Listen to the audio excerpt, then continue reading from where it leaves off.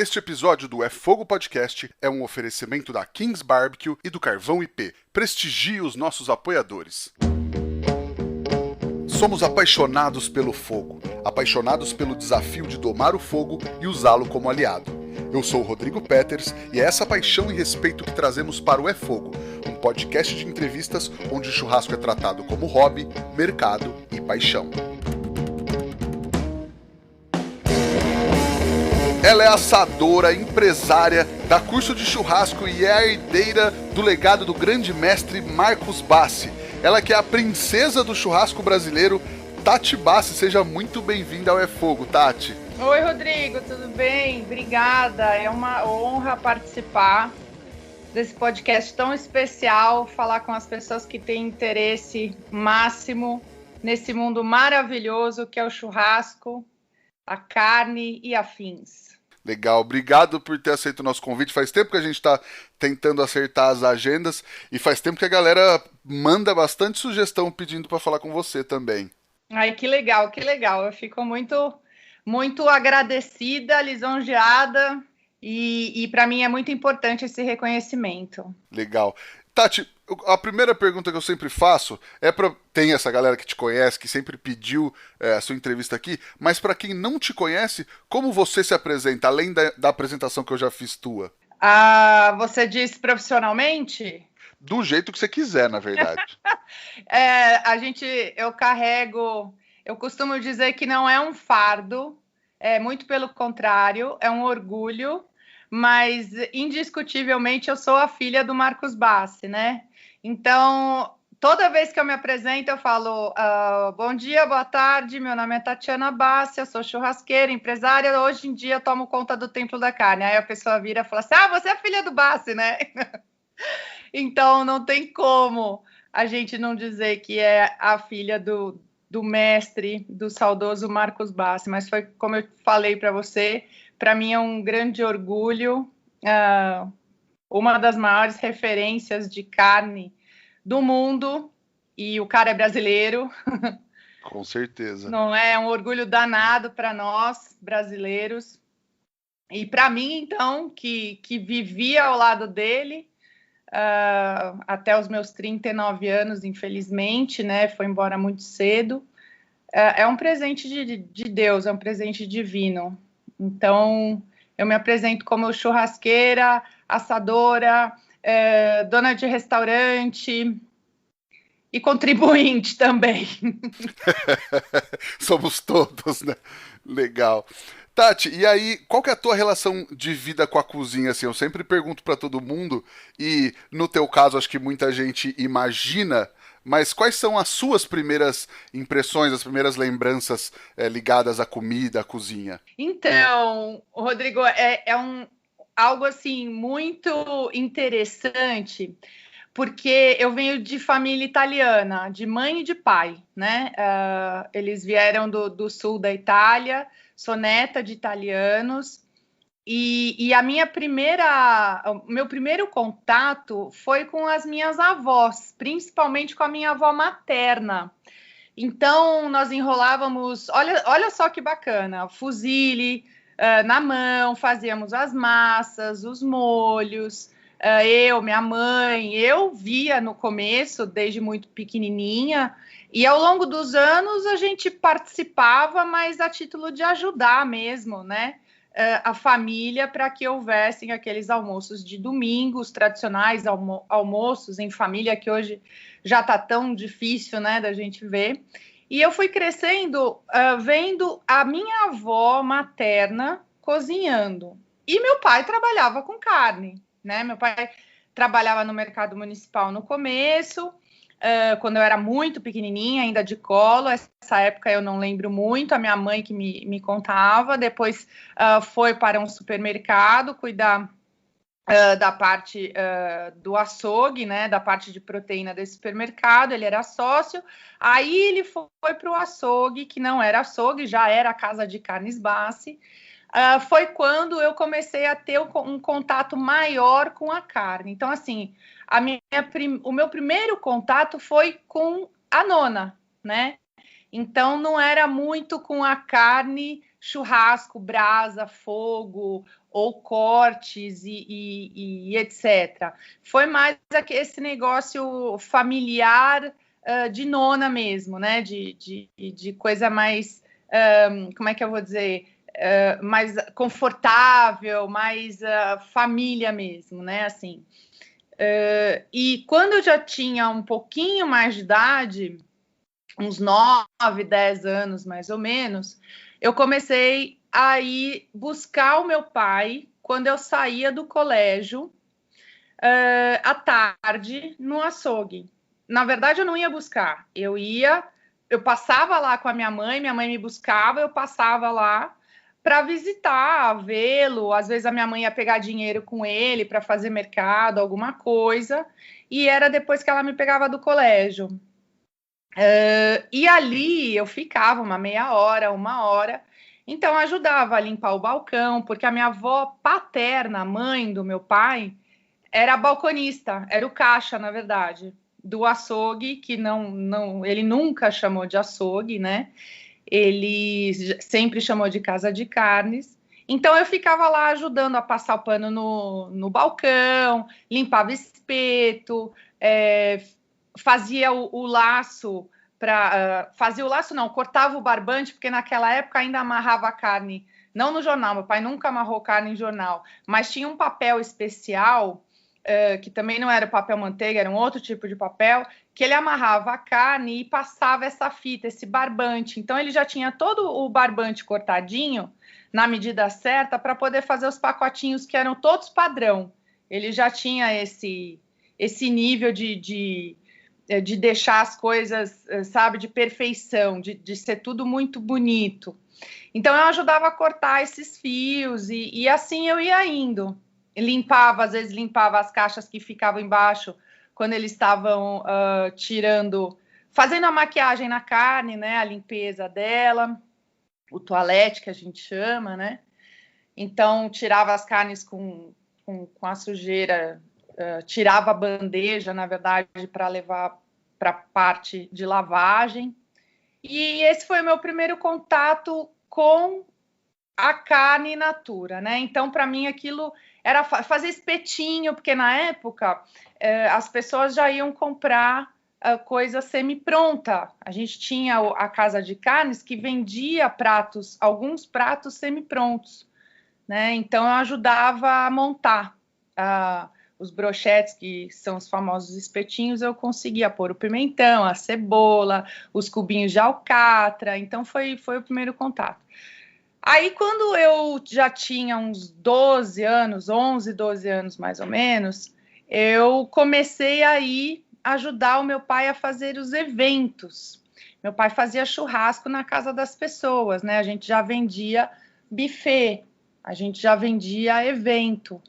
E eu ia junto com ele, ajudava carregando os espetos, carregando as grelhas que eram mais finas, os pacotes de carne. E aí eu comecei dali para frente, foi totalmente papai e deixei as nonas de lado, a parte do fusilhe, do molho, e comecei a lidar mais com aquele ambiente masculino que para mim era uma descoberta, né? Então, eram pessoas extremamente mais velhas. Claro, eu tinha 13 anos, 12, 13 anos. Eram pessoas extremamente mais velhas, todos homens, né? Então, às vezes era assim, final de um jogo de futebol, e aí o meu pai ia assar carne para essas pessoas, e a gente levava as churrasqueiras, e ele já mandava fazer na época os tambores nas medidas que ele queria, com a grelha, o tamanho que ele queria, e aí a ele, mais 2 ajudantes e eu lembro que eu levava sempre um banquinho junto, porque chegava uma hora eu estava exausta já, né? Então eu sentava um pouquinho distante da churrasqueira, que era bem quente, e ficava olhando. Então, para mim, aquele mundo me fascinava, porque eram assuntos que eu nunca tinha ouvido, eram pessoas bem mais velhas, e eu gostava de ouvir o que eles falavam. Então, foi o meu primeiro contato, e comecei a entender que eu também podia fazer. Nossa, que demais, Tati. E aí, quando chegou a hora de escolher carreira profissional, ali no fim da adolescência, você tinha ideia de fazer outra coisa ou foi natural ir para esse caminho? Não, eu nunca imaginei que eu fosse estar hoje onde eu tô. Que eu fosse assumir. Eu nunca imaginei que eu fosse perder o meu pai tão cedo, né? Com 64 anos de idade. Eu, no começo, me interessei por nutrição. Achei por bem que eu deveria fazer nutrição. E eu tenho 47 anos, então na época que eu comecei a estudar para prestar o vestibular, a faculdade de nutrição era uma faculdade nova, né, era mais ou menos nova aqui no Brasil, e era algo importante assim que estava surgindo. E naquela época, o meu pai, a gente trabalhava muito com o frigorífico, né? O frigorífico estava bombando. E ele tinha um pouco assim de necessidade de pessoas que entendessem para ajudar, né? Nesse sentido do animal. E aí, do animal com a transição, né? Do animal para o corte, o restaurante, para supermercado, essa parte. Não a parte da pecuária, mas a parte da transição. Sim. A parte do animal abatido para a mesa do consumidor, né? O produto final, na verdade. Então, eu comecei a me interessar por isso e prestei, entrei, só que eu não estava me achando muito na parte da nutrição. E eu tive uma oportunidade de morar fora, né? Eu tive uma oportunidade de viajar para a Califórnia. E eu fiz 2 faculdades lá, fiz administração de empresas na UCLA e depois eu fiz mais 2 anos de marketing, porque nesse interim o marketing estava despontando muito aqui também. Era tudo era planejamento de marketing, sempre foi, mas para nós, para minha família, era uma empresa, é ainda uma empresa extremamente familiar. Eram coisas novas, né? E aí o meu pai falou: bom, filha, vamos fazer uma coisa. Você já aprende a falar inglês, já volta com 2 faculdades e vai ser um orgulho para mim. E aí foi o que aconteceu. Eu fiquei 5 anos e meio na Califórnia estudando. Inclusive tem histórias fantásticas dele lá comigo, porque meu pai mal falava português, né? Meu pai estudou até o 4º ano primário. Ó, vou começar a chorar, Rodrigo. Pera. Fica Ele, tranquila. ele falou: bom, filha, eu preciso de alguém que saiba falar direito para me ensinar. Então você já vai, já aprende a falar inglês e pronto. E já volta com marketing, tá bom. E aí ele desses 5 anos e meio, ele conseguiu claro que eu vinha bastante para o Brasil, todo final de ano e Natal eu vinha para cá, a minha mãe ia bastante para lá, mas ele mesmo conseguiu ir para lá umas 4 vezes desses 5 anos e tanto que eu fiquei lá. E todas as vezes que ele estava lá, é claro que na minha casa tinha churrasco, todos os dias praticamente.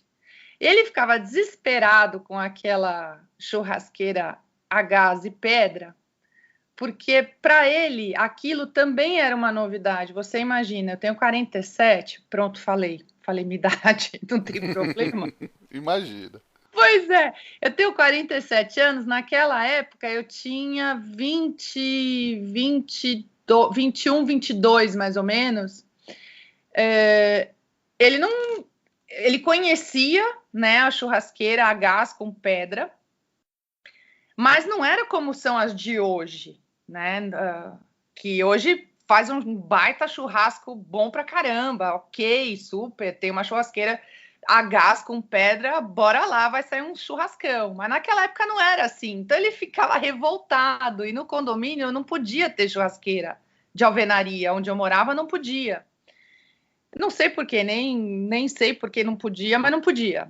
E é aquela que já tinha dentro da casa que eu morava, então tinha que usar aquela ali. Aí ele já ficava bravo com isso. Aí chegava no supermercado, um lugar para comprar carne, também não era como é hoje, ainda mais na Califórnia. Eles já vendiam todos os bifinhos assim nos supermercados, cortadinhos. Ele olhava aquilo, nada tinha osso, não tinha os tibonão que ele gostava, e quando tinha não era do jeito que ele queria, né? Os porterhouse, etc. Aí ele falava assim, mas não é possível que esse lugar não tem, nós vamos ter que ir no frigorífico tal, não sei o quê. Eu falo, pai, eu não posso ir em nenhum lugar, eu tenho aula, né? Não dá para a gente viajar para onde você quer para comprar as peças dos lugares que você conhece. Eu preciso estudar, né? E eu tinha aula em campos diferentes que eu precisava viajar, às vezes, tinha dia da semana que o campus que eu tinha aula era 30, 40 minutos da minha casa, e aí ele falava, então quer saber? A gente vai nesse supermercado aqui, na frente da sua casa mesmo. Era um supermercado grande, bom, de uma rede lá famosa, que agora eu não lembro o nome. Aí a gente entrou lá no supermercado e na parte do açougue, porque eles cortavam, eles manipulavam carne lá, cortavam em bandejinha e você se servia, né? Ele pegou, foi entrando. Aí veio segurança e falou, o senhor não pode entrar aí. Daí ele falava, não, fala com ela aqui atrás. Ele falava em português para o segurança, vai vendo o nível do italianão, né? Sim. O próprio, eu falava, não, fala com ela aqui. Deu, pai, você não pode entrar aí, ele vai te prender. Não, não vai não. Você mostra para ele um bolinho de dinheiro, mostra que você quer pagar, ele não vai te prender. Ele tá achando que nós queremos roubar. Daí eu falei, não, pai, não entra aí. Aí eu sei que ele, com aquele jeitão dele, aquele vozeirão, aquela mão gigante, ele foi mostrando para a pessoa, e eu, claro, atrás, falando, não, ele é meu pai, porque o segurança do supermercado me via lá todos os dias, que eu ia lá comprar o almoço, não, mas o jantar eu ia todo dia, né, comprar, eu morava sozinha, então eu ia todo dia, eu comia pouco e não deixava nada estocado na geladeira, ele me conhecia, eu falava, olha, ele é meu pai, ele quer cortar carne, daí o segurança falava assim, mas ele não pode fazer isso. Eu falei, eu sei que ele não pode, ele não vai cortar aqui, ele vai comprar a peça de carne e vai cortar na minha casa, mas como assim? O segurança falava, não pode ser, essa peça era uma peça de contrafilé inteira. O lombo inteiro. Inteiro. Eu falava assim, ele não pode fazer isso. Eu falava, não, ele pode. O senhor calma, o senhor, ele pode sim. O senhor não sabe o que o senhor está falando. Se tem alguém que pode, é ele. Pois é. Daí ele falou, não, mas ele não pode porque ele não vai conseguir pagar tudo isso. Eu falei, moço, aí já são outros... Aí já é um outro problema se ele vai conseguir pagar ou não. Mas ele vai querer pegar essa peça e ele não vai medir esforços para levar isso daí embora para minha casa. Então tá bom, quero ver como é que ele vai carregar. Eu falei, isso também não é problema para ele. Sim. Aí eu sei que a gente passou no caixa, foi aquela super confusão, porque não conseguiam nem precificar a peça, né? Porque eles vendiam... Eles conseguiam comprar tudo aquilo, eles conseguiam fazer daquela peça inteira bife, porque as pessoas comiam bife naquele bairro. E aí meu pai falava, gente, é uma judiação, a gente consegue tirar tudo e mais um pouco daqui, então eu vou pagar pelo corte mais caro. Eu sei que no fim a gente pagou uns 500 e poucos dólares ali, a peça ainda cobraram bem a mais também, mas estava suja, com tudo que você possa imaginar, a gente pagou por peso, ele levou embora, chegou na minha casa, claro que ele viajava com o estojo dele de faca, óbvio, isso sempre, e começou a cortar, e cortava, e fazia tudo que você possa imaginar, todos os cortes que ele achou que ele devia fazer, que agora eu nem lembro tudo que era, e congelava. Ele tirou tudo, fazia... tudo que era ancho, tudo que era chouriço, tudo que era bife, tudo que você possa imaginar, tirou os ossos, porque precisava congelar, e eu fiquei com carne 9 meses na minha casa. Caramba! Maravilhoso. Maravilhoso. Essa é uma das histórias. E durante esses 9 meses, e eram cortes altos, que eu só conseguia fazer, alguns eu conseguia fazer na minha frigideira, Outros eu tinha dó de cozinhar, de fazer de uma outra forma, porque era carne muito boa e não lembro, não tinha raça, mas era aquela alimentada com milho, que era até meio clarinha, mas era extremamente macia. E aí eu acendi a churrasqueira direto, né? 9 meses fazendo churrasco. E aí ele ligava para mim, Rodrigo, direto, e falava assim: e aí, filha, como é que tá o estoque? Como é que tá o estoque? Preciso voltar para reabastecer ou não? Pois é, você tá descongelando direito? Porque naquela época eu não mexia ainda com a carne, eu já fazia churrasco. Óbvio, eu nunca passei vontade de fazer churrasco. Daqui a pouco eu emendo uma história bacana também, mas aí já é comigo. Legal. E aí ele falava: você tem que passar primeiro para a geladeira, tem que ficar um dia na sua geladeira, depois você vai passar para fora e ensinando. E na época eu tinha um namorado turco de Istambul. Aí ele falava: me passa o Enes no telefone. Ele chamava Enes. Aí eu falava: pai, ele fala inglês. Não, passa para ele que ele vai entender o que eu tô falando. Demais, demais. Eu sei que o menino entendia mesmo. Ele entendia, porque quando ele estava lá, acho que ele notava o que o meu pai estava fazendo. Ele também gostava muito de cozinhar. Então, ele via o que o meu pai estava fazendo e aí passava no telefone. Eu falava: ó, fala com ele que ele quer te ensinar como descongela. Dele, tá bom. Daí ele acabava entendendo e fazendo. Enfim, fiquei 9 meses com carne no meu freezer. E aí ia descongelando e todo final de semana era aquela festa, porque o Marcos Bassi tinha feito os cortes de uma peça inteira de contrafilé que ele praticamente invadiu o frigorífico do supermercado. Que demais. Ô, Tati, e aí você voltou e aí você já começou a trabalhar nos negócios da família ou não? Aí eu voltei dos Estados Unidos, né, com os 2 diplomas que ele tanto se orgulhou, graças a Deus, pude dar esse orgulho em vida para ele, né? Essa alegria. E eu titubeei um pouco antes de trabalhar com ele, porque por mais que você. Como é que eu vou explicar isso? Por mais que você queira fazer as coisas, além de eu ser. Eu não vou te dizer que. Eu vou dizer o Marcos Bassi, pai da Tatiana Bassi, tá?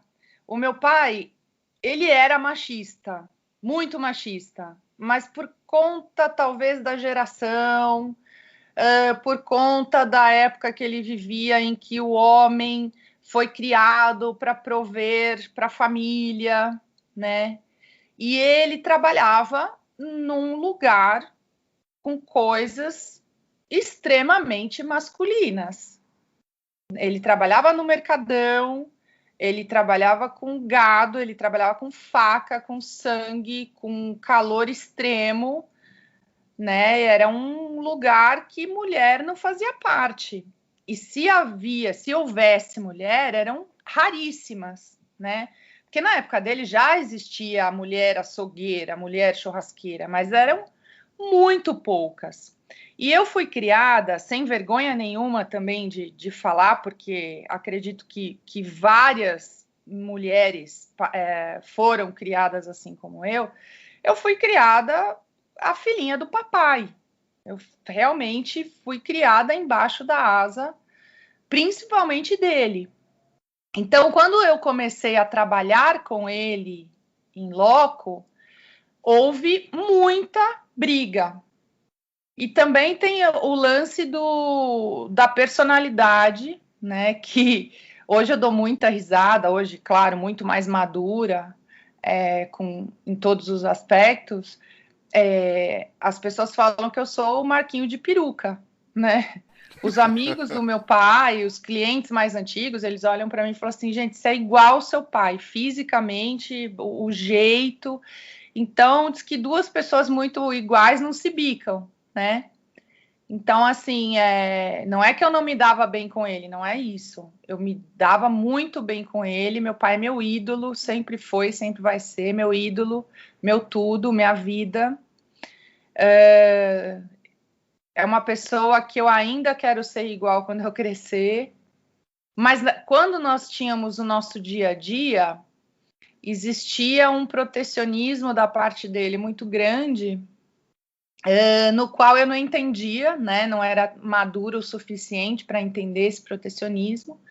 E ao mesmo tempo era exacerbado, porque eu precisava desenvolver, né? Também para ajudá-lo. E assim, as minhas opiniões às vezes não eram muito bem-vindas. E aí eu comecei a ficar meio chateada. E aí comecei a trabalhar só na parte de marketing do restaurante. Não que eu não gostasse, eu sempre gostei muito, mas sempre soube que eu podia dar muito mais de mim. E aí, você é mais nova, enfim, eu comecei a trabalhar mesmo, assumir mesmo e fazer de verdade depois que ele foi embora. Enquanto ele estava vivo, o que hoje, olhando depois de 8 anos que ele faleceu, foi a melhor escola que eu tive, porque eu sempre estive com ele, eu sempre estava ao lado dele, sempre, em tudo. As palestras que ele dava. Calma que eu tô me emocionando. Imagina. Nossa, que isso é um. O podcast, na verdade, é um divã, né? É um Que divã. A gente bom. vai lembrando as histórias assim e contando, pelo menos esse, assim que você vai contando o que você tem para falar, né? É Sim, sim. impressionante. Então, ao longo desses anos que ele não fazia proposital de não deixar eu fazer, não era isso. Talvez ele quisesse me proteger e eu agradeço muito, porque ao longo desses anos todos que eu fiquei ao lado dele, só vendo, só participando de uma maneira visual e ouvinte, eu consegui maturar muitas ideias nas quais eu não tinha voz, né? Muitas coisas que eu não tinha voz, eu não podia, eu até podia falar, mas não adiantava, não fazia diferença para ele, né? O que eu estava falando ou não, naquele momento. Mas aí acontecia a cagada, né? Literalmente, aí acontecia aquilo que eu tinha dito e ele não tinha ouvido. E aí eu pensava comigo, é claro que ele nunca aceitava, mas eu pensava comigo, nossa, eu acertei, dessa vez eu acertei. Então agora ele vai fazer de uma outra forma. E agora eu vou aprender realmente. Eu já aprendi como a gente não deve fazer, agora eu vou aprender o que deve fazer. E ele era um gênio, ele dava a volta por cima num 360, que você falava, não é possível que ele tirou da cartola isso que ele está fazendo.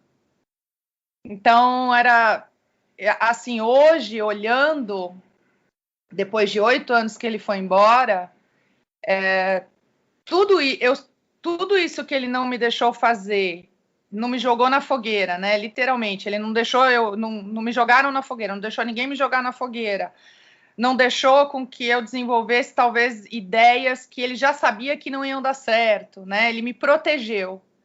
E eu fui aprendendo com o fazer e o desfazer dele. Para mim, assim, eu só tenho a agradecer.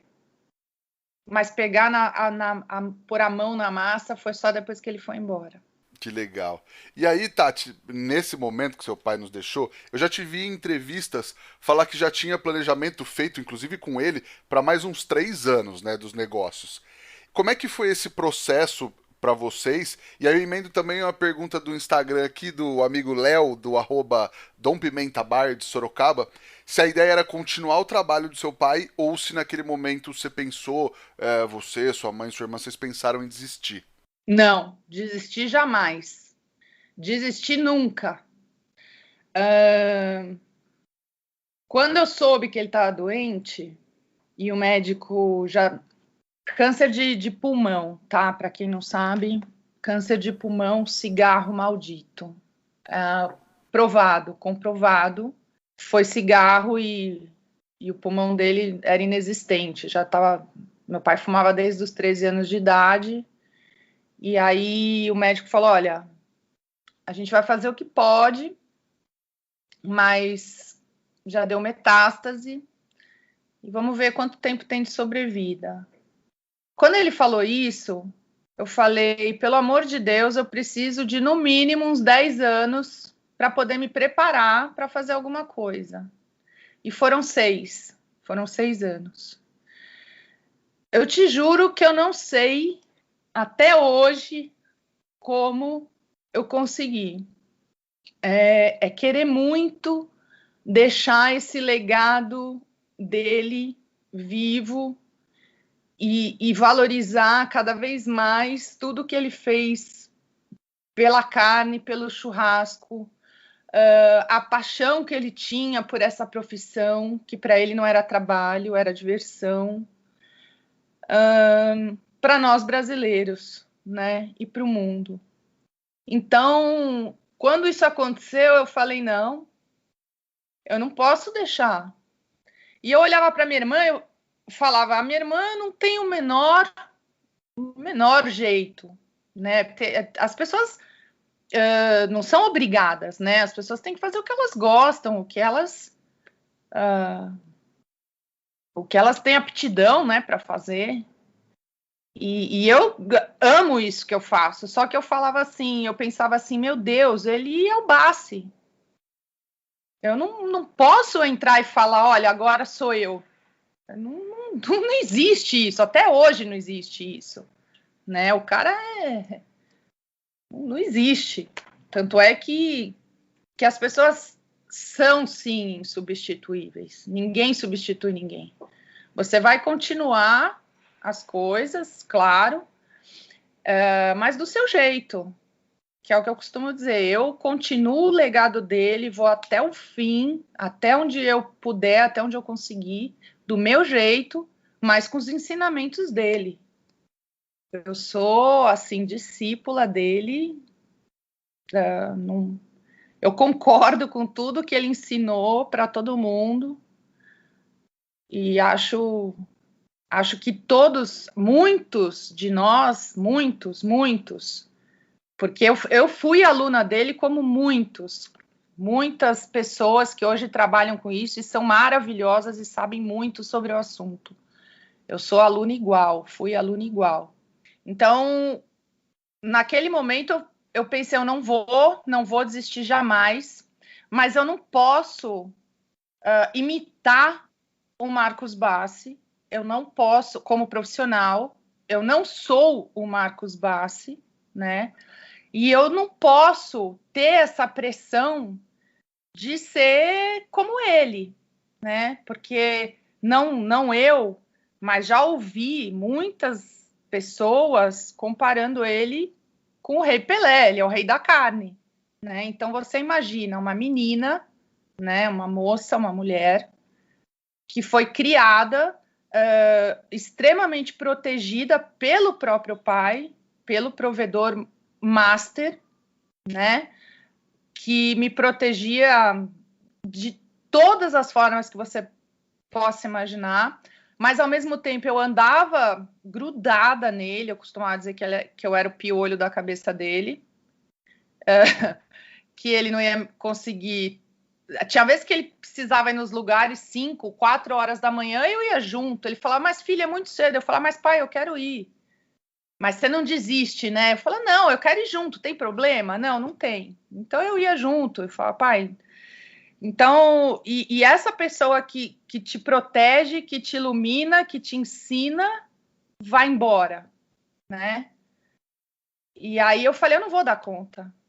E ao mesmo tempo eu falava, não, eu vou, mas vou fazer do meu jeito. Se as pessoas gostarem do que eu estou fazendo, eu vou ficar muito feliz. Se as pessoas não gostarem, eu vou aprender um jeito, né, que eu possa passar para eles o que eu aprendi com o meu professor. E aí foi assim, com muito pé no chão, né? Muita humildade para continuar aprendendo, escutar as pessoas, né? Porque nem todo mundo é igual. E continuar levantando a bandeira dele. Ainda mais que na minha vez, né? Eu costumo dizer assim, na minha vez, veio essa febre de churrasco americano, né? Que eu acho o máximo também, que tem bastante molho, tem bastante defumação, pit e afins, que é o máximo. Ele mesmo adorava, mas que não é o que ele prega, o que eu gosto muito, que é primeiramente uma carne extremamente de qualidade, carvão bom e sal grosso. Né? Eu sou dessa linha, eu continuo nessa linha. Para mim, churrasco, raiz, não estou desmerecendo ninguém jamais, todo churrasco tem seu valor, todo churrasco é maravilhoso, o churrasco bem feito, qualquer churrasco bem feito e com companhias agradáveis é maravilhoso, mas a minha preferência, vamos dizer assim, é carne boa, de extrema qualidade, sal grosso e carvão. Estilos diferentes também, né? São estilos. Então, como que eu ia... a minha preocupação era essa. Como que eu ia conseguir manter, né, esse pensamento, esse churrasco raiz, perto de pessoas que estavam aparecendo, despontando com esse conhecimento do American Barbecue, um monte de molho, um monte de coisa, e continuar, fazer com que o negócio não ficasse velho, né? Porque aqui no Brasil, infelizmente, não só com restaurantes, com outras coisas também, marcas de roupa, carne, restaurantes, lanchonetes, as pessoas caem no esquecimento, ficam velhas, né? E em outros lugares, na Europa, por exemplo, é tradicional. São restaurantes tradicionais, são marcas de roupa tradicional. Aqui não, aqui cai no esquecimento, né? É muito difícil o brasileiro entender isso, né? A tradição. É claro que tradição só tem quem é bom, né? Só perdura aquele que é bom. Agora, assim, a minha geração, mais ou menos, está dando mais valor a isso, né? Graças a Deus. Mas é difícil você manter a tradição num país como o nosso, né? A gente esquece as coisas muito rápido. E aí eu tinha essa preocupação e num determinado momento eu pensei comigo, eu tenho a minha mãe, que também é meu anjo da guarda na terra, o Luciano, que trabalha comigo na diretoria há 27 anos, que também era o braço direito e esquerdo do meu pai, e hoje é o meu, o direito, esquerdo, o pé, a perna, tudo. Ele falava, Tati, você precisa ter a sua personalidade, fazer o seu trabalho com honestidade e seguir em frente. E foi isso que eu fiz, é isso que eu estou fazendo. E o Templo da Carne, graças a Deus, hoje continua sendo referência, né? Graças aos ensinamentos do mestre, para mim e para todo mundo que aprendeu com ele. Com certeza.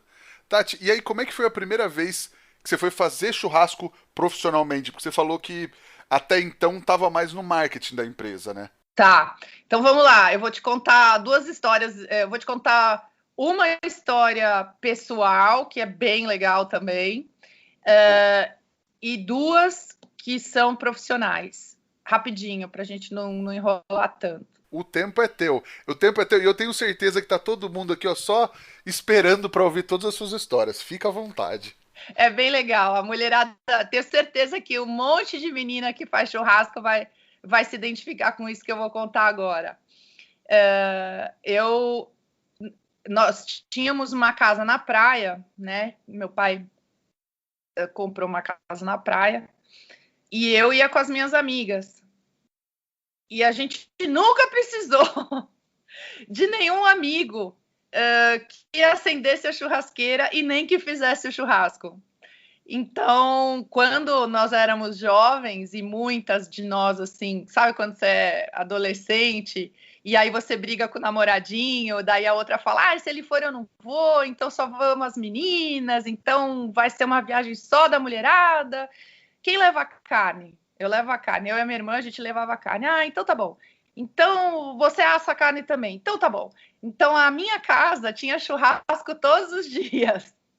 E os meninos ficavam loucos da vida, porque na minha casa tinha churrasco todo dia, com carne base, e eu mesma que estava fazendo. Então a gente não precisava levar eles para nada, nem para acender o fogo, nem para fazer o churrasco, nem para salgar a carne, nem para cortar. Então a gente nunca passou vontade de um churrasquinho. Os meninos que passavam porque queriam estar na trip e a gente não convidava. Isso era engraçadíssimo. Então eles nunca queriam brigar comigo, ou os namorados das minhas amigas queriam terminar com as minhas amigas, porque nos finais de semana eles queriam estar junto por conta do churrasco. Isso era engraçadíssimo.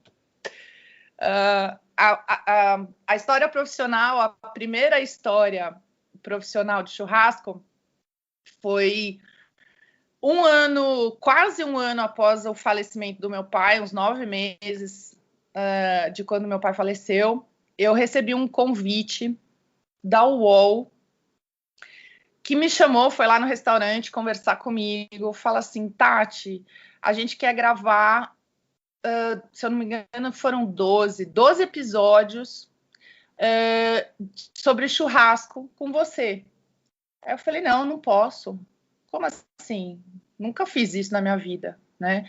Porque meu pai era em programa de televisão, meu pai dava entrevista, meu pai fazia churrasco, meu pai cortava, eu sempre estava junto. Eu que agendava as entrevistas, eu que via a pauta, eu que ajudava, levava, trazia, conversava com as pessoas, mas não era eu quem estava lá falando, fazendo, enfim. Falei, não posso fazer isso. Como não pode fazer isso? Mas você não trabalha com isso? Eu falei, não, veja bem, eu trabalho com isso, mas eu não sei falar. Não, sabe falar, você tem que fazer. Eu falei, não. Aí eu falei, se meu pai, você tá me chamando porque meu pai não tá mais aqui, você ia ter chamado meu pai? Daí a pessoa que veio conversar comigo falou assim, não, eu tô chamando você porque você é mulher, e eu quero uma mulher fazendo churrasco. Se o seu pai tivesse vivo, eu não ia chamar o seu pai, eu ia chamar uma outra pessoa, porque eu quero uma mulher fazendo. Por isso que eu tô procurando você. Aquilo, Rô, me deu uma força, mas uma força, que eu falei, então tá bom, então marca, vamos fazer agora.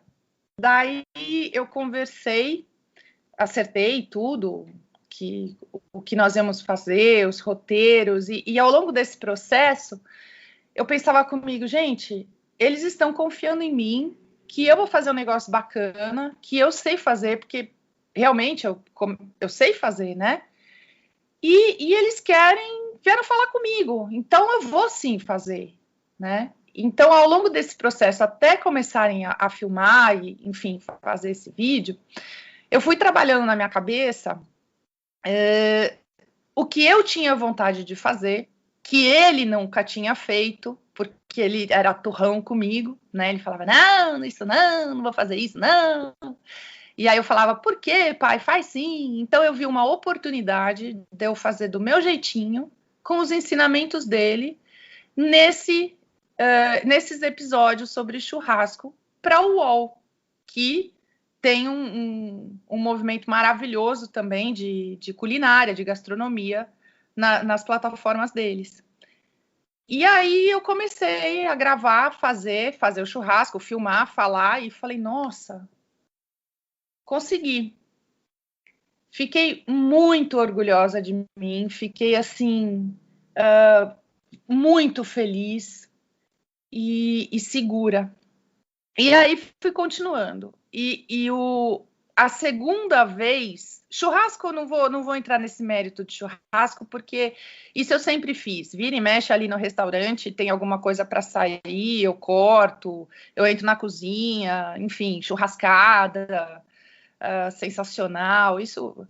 Mas profissionalmente, uma outra parte que eu gostaria de falar que também foi muito bacana. Eu não sei se todo mundo sabe, mas o meu pai dava curso, né, de churrasco, e ele chamava de palestras, que existia o antigo Clube do Churrasco, depois passou a ser a Sala VIP, aonde ele recebia as pessoas, ele cortava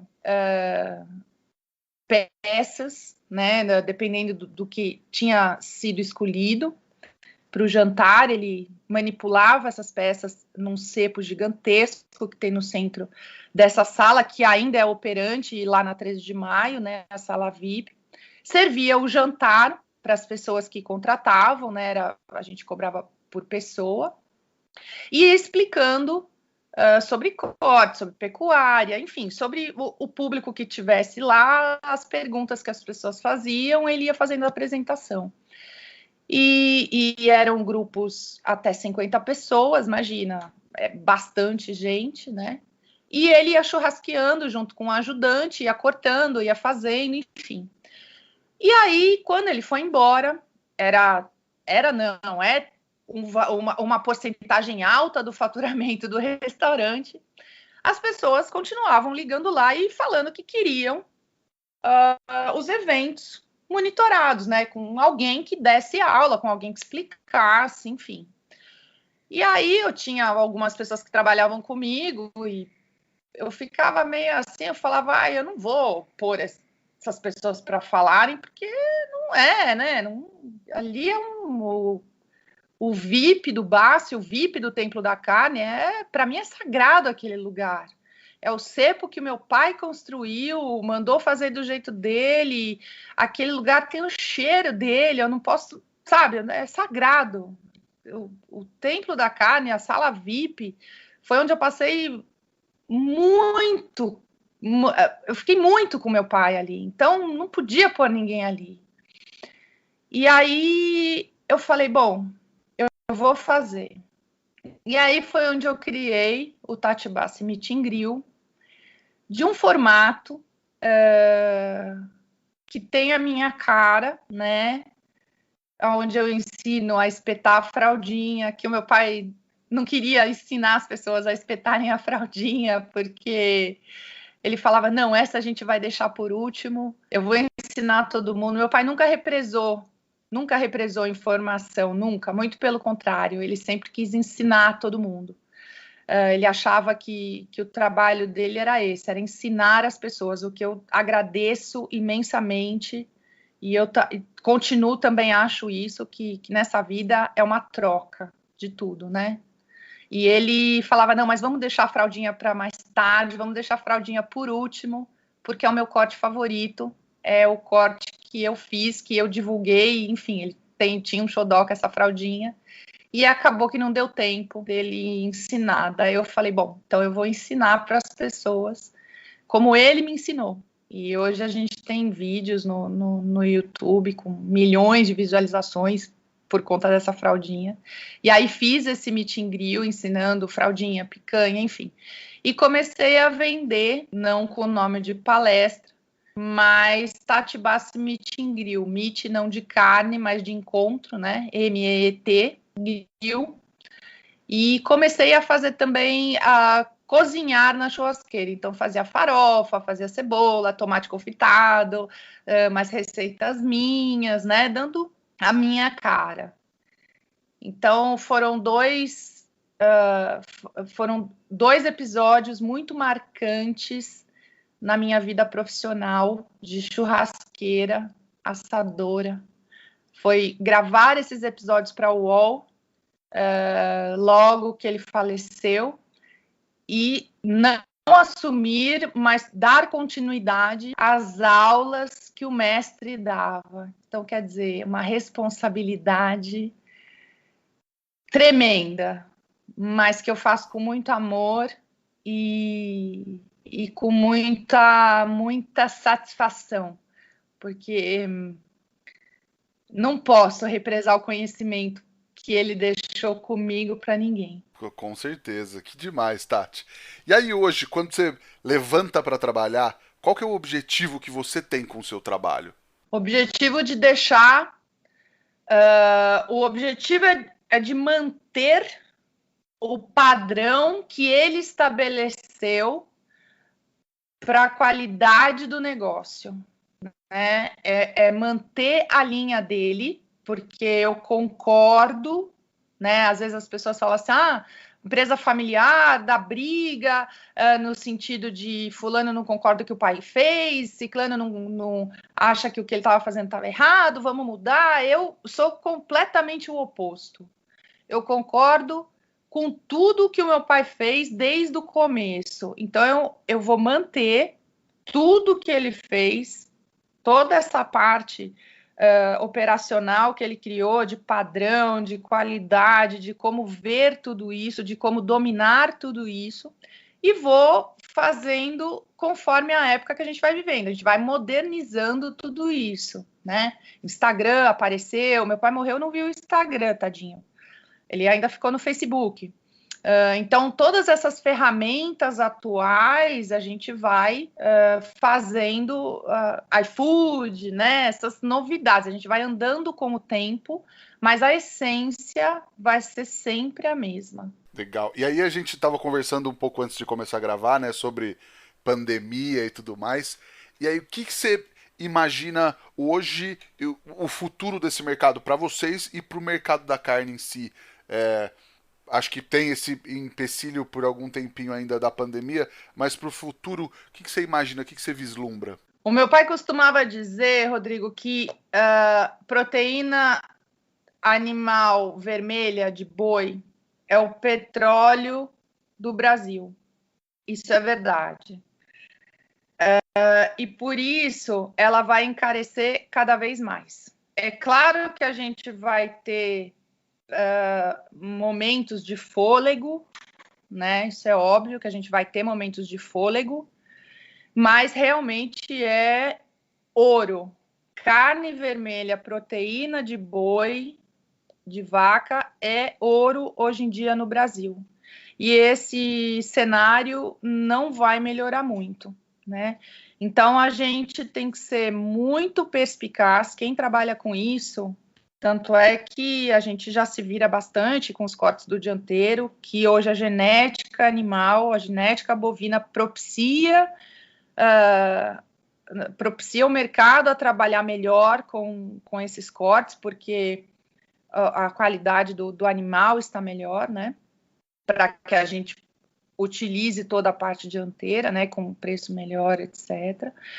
Mas a gente vai ter que se adaptar bastante com toda essa escassez, né? Porque também parece que a gente tem muita matéria-prima, mas não tem. Há uma escassez no mercado de carne de qualidade, né? Existe uma escassez. Preço, então, nem se fala. Então, para o consumidor final, vai ficar bastante doído. E a gente que trabalha com isso, como eu estava falando no começo, a gente vai ter que ter bastante criatividade, né, para dar uma driblada, porque o preço da matéria-prima em si vai ser muito grande, não retrocede, é o que eu falei, vão existir fôlegos, né, mas a tendência é haver uma escassez maior com valor mais alto, né? E aí a gente, como dono de restaurante, vai ter que ser extremamente criativo e procurar parceiros, né, que possam viabilizar preços melhores. Mas a matéria-prima em si não vai ser muito... Ela vai continuar não sendo muito acessível. Já tá quase com preço de peso de ouro mesmo, né? E o meu pai dizia isso, Rodrigo, há 20 anos atrás. Meu pai falava o seguinte: primeiro que ele falava que quem tem dúvida foi o Bassi, que falou que não existe carne de primeira e carne de segunda. Vou aproveitar, Rodrigo, usar o seu podcast para esclarecer isso. Foi o Marcos Bassi, a primeira pessoa quem disse que não existe carne de primeira e nem carne de segunda. Existe sim boi de primeira qualidade e boi de segunda qualidade. O animal inteiro é bom ou o animal inteiro é ruim, né? Então, eu gosto muito porque eu preciso manter, né? As palavras não podem se perder. Com certeza. O que é certo é certo. Justo. Então, ele já dizia, ele dizia essas duas coisas, que não existe carne de primeira e carne de segunda, e sim boi de primeira e boi de segunda qualidade, e que a proteína animal de boi ou vaca seria o petróleo brasileiro, o petróleo vermelho brasileiro. E ele estava certo. Com certeza. Olha só, para você que quer cozinhar em qualquer lugar e ter toda a mobilidade que o Pitch pode te proporcionar, chama lá no kingsbarbecue.com.br ou no @kings_barbecue no Instagram, que eles têm desde equipamentos portáteis para você levar no porta-mala do carro, smokers, grills, até para carregar na caçamba ou no engate. E você vai fazer seu churrasco onde você quiser. Chama Kings e fecha com certo que eles vão achar o melhor equipamento para você. Tati, qual que é aquela dica que você gostaria de ter recebido lá atrás, quando você começou, que teria feito toda a diferença? A dica que o mundo do churrasco, o mundo da carne, não é muito fácil para mulheres. Não é impossível, mas ele não é muito fácil. Eu não posso dizer que eu não tive muitas oportunidades e que as pessoas não me respeitam. Muito pelo contrário. Graças a Deus, eu tenho muitos amigos, muitos amigos que me ajudam, que me apoiam, que confiam no meu trabalho. A grande maioria, aliás, que me admira. Mas tem aquela minoriazinha, assim, que até nem sabe tanto, né? E que continua duvidando da capacidade que uma mulher tem mediante esse tipo de profissão. Então, e às vezes a gente entra de peito aberto, né? Achando que talvez algumas dessas pessoas vão te receber como as outras, como a maioria, e não é assim, aí a gente fica um pouco triste, mas logo os outros amigos que acham que você é super capaz, já falam que é bobeira e que não é para ligar e vamos embora, vamos continuar que tá no caminho certo. Maravilhoso. Tati, vamos pro Lenha na Fogueira, que é onde a gente fala de polêmica. Olha, eu vou aproveitar uma pergunta que o amigo Lucas Coelho BBQ de Divinópolis mandou para te perguntar se é polêmico ou não. São quase duas, na verdade. Ele perguntou: espeto ou grelha e fraldinha red ou tradicional? Fraldinha red, com certeza fraldinha red, desde que ela seja de um animal de excelentíssima qualidade, com alto grau de marmoreio. Red, fraldinha red, nessas condições que eu te falei. Espeto, em muitas ocasiões, e grelha também. Eu sou meio suspeita para falar. Eu gosto muito de espeto, acho o máximo espeto, adoro picanha no espeto. Fraldinha para mim é só no espeto, mas insumos, carne, grelhadas são só na grelha. Não dá para espetar tudo. Eu gosto dos dois 50-50. Legal, mas eu ia te perguntar: fraldinha não tem discussão se é grelha ou espeto, né? Não, então, para mim, no meu gosto, fraldinha não tem polêmica, é espeto. Justo, não tem polêmica mesmo. Tem polêmica, é espeto, ponto. Mas é claro, hoje em dia, eu costumo dizer isso, na verdade, estou brincando, porque antigamente nós não tínhamos essa mistura de raça tão grande como tem hoje, esses animais de excelentíssima qualidade. A gente tinha, apesar do Nelore continuar predominando aqui no Brasil, antigamente era só Nelore, né? Era raro a gente ver outras raças e mistura de raças e genética, etc. Então, a fraldinha é um corte muito mais seco, vamos dizer, entre aspas, tem muito menos gordura, tem uma irrigação sanguínea gigantesca, que se você não souber aproveitar esse sumo, vaza de uma maneira que ela fica ressecada. Então, a gente sempre usou o recurso do espeto para que não houvesse esse problema, né? Mas era mais por conta da genética animal, tinha menos peso, menos gordura, enfim. Então, hoje já dá para a gente fazer excelentemente a fraldinha na grelha esticadinha, né? Por conta da melhora da qualidade animal, da genética e das raças e da alimentação, enfim. Mas, mesmo assim, eu continuo preferindo o espeto, porque você imagina, esse animal muito superior àquele que nós consumíamos no passado, hoje, no espeto. Então, é 150%, né? Então, eu continuo preferindo espeto para fraldinha. Maravilha. Tati, agora a nossa pergunta de R$ 1 milhão. O que o fogo significa para você? O fogo, para mim, o meu pai vivo. É isso. É ele comigo o tempo todo. Só. É ele vivo perto de mim. Demais. Se alguém se segurou até agora ouvindo a gente, agora foi. É. Agora rolou. Aqui já rolou as lágrimas. Mas maravilhoso, Tati. E você tem alguma receita, um truque, uma dica para passar pra galera? Tenho. Eu tenho uma dica que eu gosto bastante,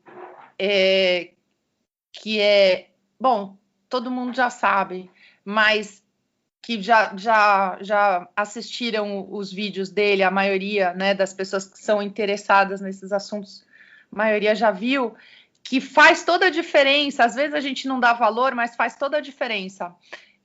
Toda vez que você for assar ou grelhar uma carne, deixa ela próxima à churrasqueira antes de começar o preparo. Então você você fez todo, vamos supor que você congelou, a carne estava congelada, você fez todo o processo de descongelamento, né, 24 horas, aí foi para essa geladeira, aí você tirou os 20 minutinhos antes, aí você salgou ou não salgou, aí vai do gosto da pessoa. Antes de levar à grelha, deixa uns 10, 15 minutos próxima à brasa. Não na brasa, óbvio, mas próxima, para ela ir tomando calor já, antes de pôr. É uma dica, assim, que, para mim, as pessoas às vezes não dão muito valor com isso, falam, vai logo, põe essa carne logo na grelha, vamos assar logo isso aí. Eu falo, não, calma, deixa ela se ambientar. Demais. E tem alguma coisa também para indicar para o pessoal assistir, ler ou visitar, além do Templo da Carne, é claro, quando pudermos? Mas pode pedir o delivery, viu, pessoal? Delivery lá no iFood tem uns sanduíches maravilhosos. Sanduíche, Nossa, carne, se você quiser. eu fico vendo sanduíche, sempre que você posta sanduíche de fraldinha, me dá uma água na boca. O dia que entregar em Bauru, você me avisa. Puxa, verdade, né? Eu recebo tantas pessoas me xingando, Tatiana, para com isso, porque não entrega em Sorocaba, não entrega em São Bernardo, não entrega em Santos. Eu falo, ai, gente, a minha vontade é de distribuir, né? Porque realmente é muito bom. Eu tenho, sim, a dica do livro do meu pai, que é extremamente didático, Carnes de Churrasco, por Marcos Bassi, livro do Senac, entrevista pelo Chico Barbosa, que foi um trabalho que ele fez. Ele terminou um mês antes de falecer. Nós lançamos o livro um mês antes. Foi um orgulho danado ter conseguido fazer com que ele lançasse esse livro. É uma leitura didática, ilustradíssima, feita a 4 mãos por ele e por todas as pessoas envolvidas. É um livro muito legal para quem estuda, né, carne e churrasco. Existe um filme que eu acho atemporal, que chama Steak Revolution, que eles pontuam os 10 lugares mais bacanas, mais perfeitos. É um documentário francês que eles pontuam os 10 melhores do mundo, e o Bassi é um dos 10, é o 7º, com a fraldinha. E aí eu costumo dizer para as pessoas que não é o Marcos Bassi que está lá, é um brasileiro que está lá, entre os 10 melhores do mundo. Então, isso é um orgulho danado para nós, né? Para todos nós. E os vídeos de YouTube, com toda essa galera nova que veio, Netão, André BBQ, Jimmy, Paula Labac, gente, a Lígia, Churras Delas, a Clarice, a Júlia, que é minha parceira lá na Tramontina, é uma galera sensacional. Todos esses youtubers churrasqueiros são sensacionais. Maravilhoso. Lembrando que as indicações estão lá no nosso feed do Instagram também, depois pra galera consultar. Tati, quem quiser te encontrar nas redes sociais, encontrar o restaurante e tudo mais, por onde te procura? Eu uso bastante o meu Instagram, que é Tati Bassi, né? No Instagram, e o do Templo da Carne, Instagram, Templo da Carne Marcos Bassi. Então, são 2.